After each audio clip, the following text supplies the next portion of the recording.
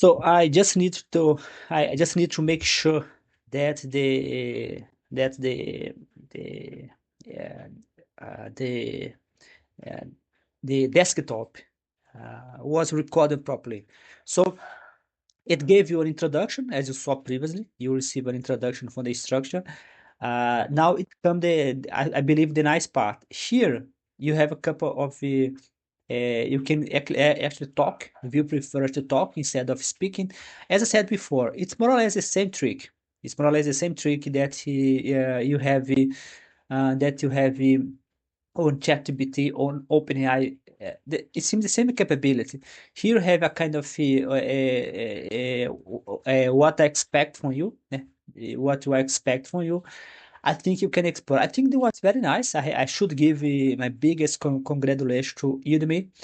Udemy is one of the most, my opinion, is one of the most interesting platform. That's one of the reasons why this part of innovation for me, it's very important they keep innovating. So basically that's that.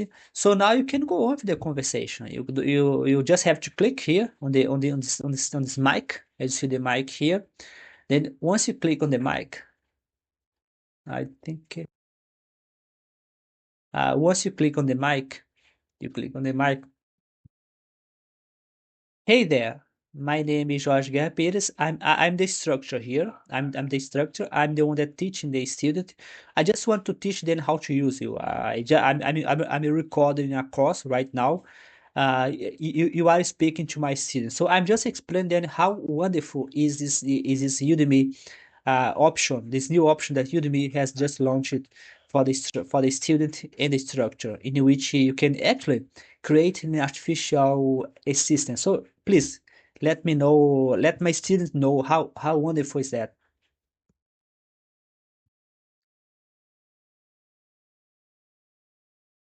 Hey Jorge, it's awesome to see how technology is advancing, isn't it? While I'm here to focus on helping with Kaggle and related topics, it's cool to see tools like Udemy bringing new learning experiences to life. Let's dive into how I can best help your students with their learning journey today.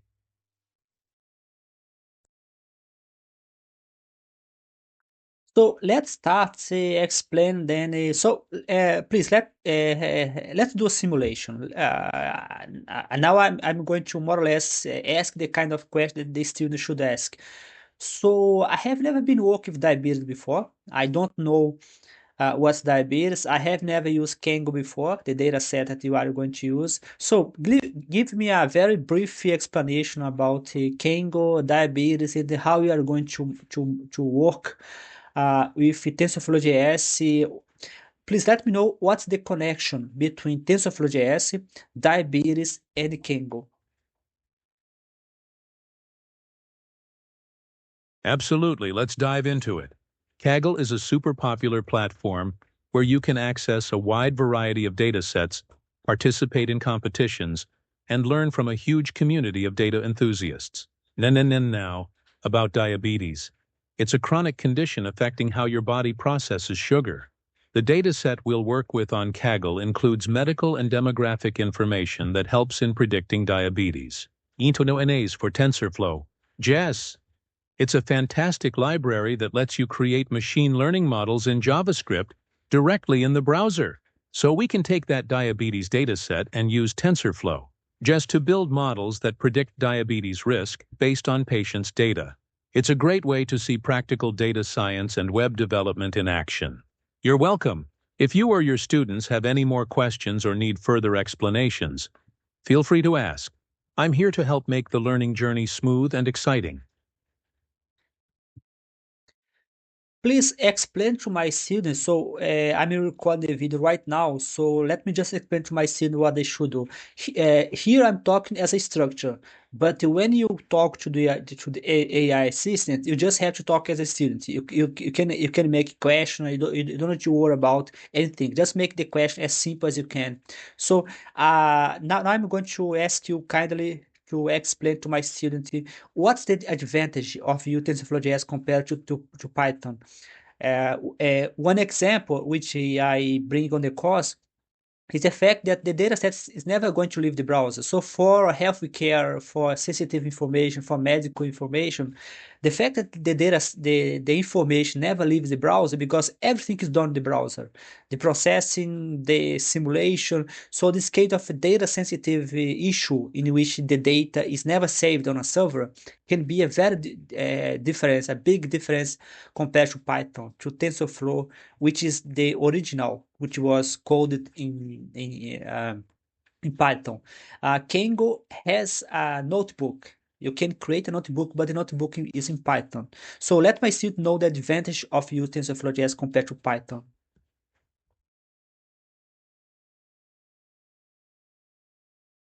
Got it, Jorge. And in Chen students, when we talk about TensorFlow, Jess, one of the big perks is its ability to run machine learning models directly in your browser. This means your data doesn't have to leave your device, which is fantastic for maintaining privacy and security, especially with sensitive healthcare info. In contrast, Python-based TensorFlow typically involves sending data to a server for processing, 1UN plus with TensorFlow. Jess, everything from processing to prediction happens on your machine, which can speed things up and make it easier to integrate with web applications. It's a game changer for web-based machine learning applications.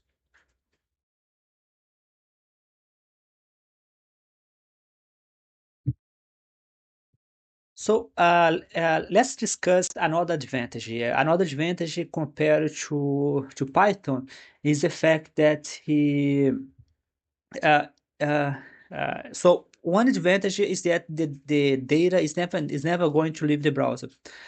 Other advantage compared to Python is that you don't need a very powerful server because all the coding everything is done on the user. So if the user is if your app becomes very successful, several people start to use it, you don't need to increase a server power because all the calculation is done on the client side.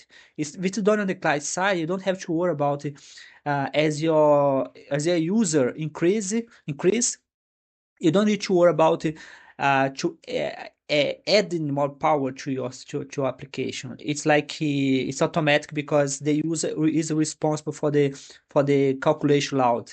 So let's talk about a little bit about how nice it can be for a startup in healthcare because they can scale up. They can scale up without necessarily needing a new server or needing more power.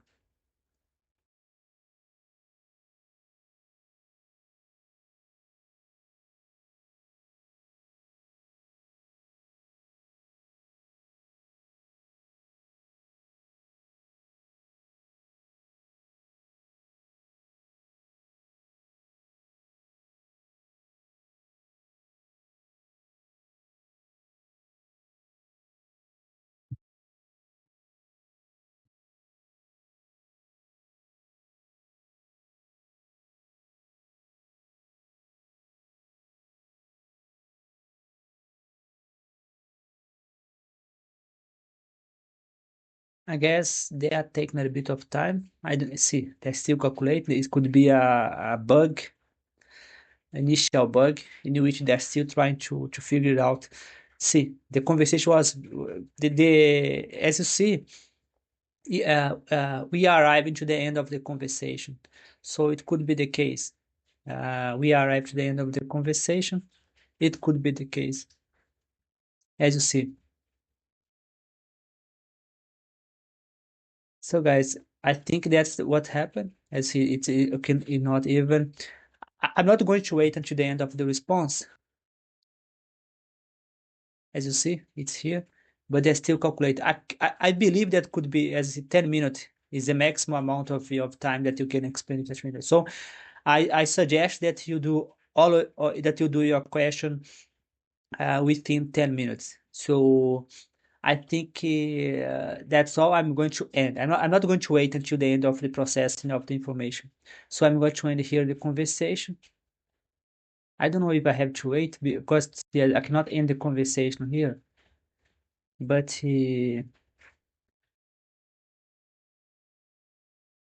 I'm not sure if I have to wait. Anyway, I'd like to let you know that this function is available. That's a very powerful function. As you see, you still have a couple of bugs, which I believe Udemy is going to solve it if time. It may take time for them to solve. One bug that they have is that they still they may lose attention. Then you need to bring back the attention. It happened to me, which means that you need to let the in the conversation, you should let the artificial intelligence know that it lost the context. It start all over again in the middle of the conversation. As you can see, it may eventually take a lot of time to respond, but you cannot end the call. So I think you just have to close the window. The maximum time of the conversation is 10 minutes. So I totally suggest that you solve the issue in 10 minutes. This particular assistant is for you to know the basic of TensorFlow.js. So in the beginning of the conversation, it's very good.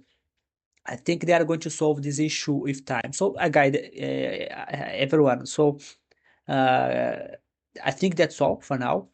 And hopefully I'm going to come back in the future to talk more about artificial intelligence on Udemy. I think there's a very nice feature. They have several new features using artificial intelligence. This one, artificial intelligence. This one caught my attention a lot because it's a kind of AI assistant. So nice talking to you again.